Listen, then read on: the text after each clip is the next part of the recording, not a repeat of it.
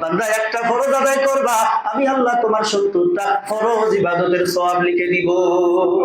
বান্দা একটা কাদান করবা, 70 থেকে নিয়ে 700 গুণ বেশি সওয়াব আল্লাহ আমি আমার নামায় তোমার দিয়া দিব।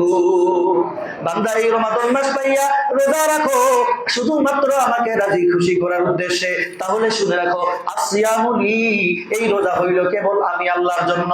ওয়া আনা আজজি বিহি ওয়া ক্বালা আখর ওয়া আনা উজজা বি, শুনে রাখো শুনে রাখো আমি আল্লাহ নিজেই এর প্রতিদান।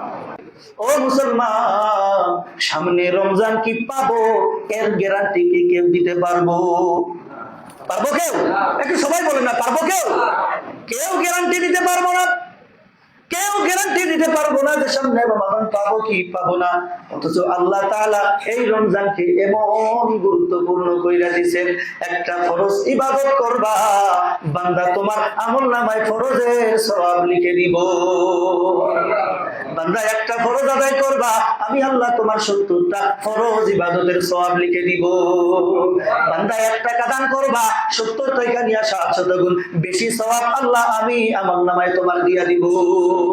বান্দা এই রমাদান মাস পাইয়া রোজা রাখো শুধুমাত্র আমাকে রাজি খুশি করার উদ্দেশ্যে, তাহলে শুনে রাখো আসিয়ামু লি, এই রোজা হইল কেবল আমি আল্লাহর জন্য।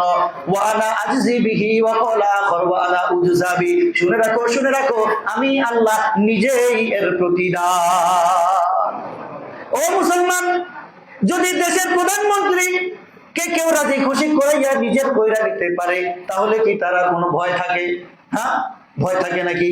দেখেন না, সরকারি দলে যারাই যায় তার নেতা কর্মীদের পাওয়ারটাই সেই লেভেলের হয়। কারণ কি? কারণ কি? তাদের মাথার উপরে কি আছে? ছাতা আছে। তাদের মাথার উপরে কি আছে?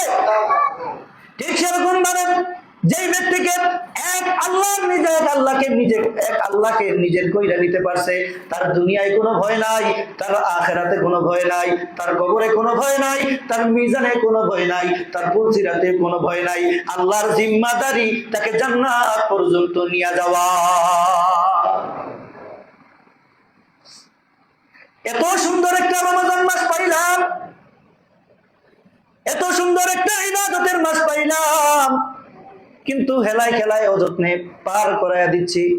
আমার অনেক মুসল্লি এখন পর্যন্ত আছে যাদেরকে খালি দেখা যায় যে মাগরিবের সময় আর 4 ওয়াক্ত নামাজে পাওয়া যায় না, অথচ বাড়ির মধ্যেই থাকে।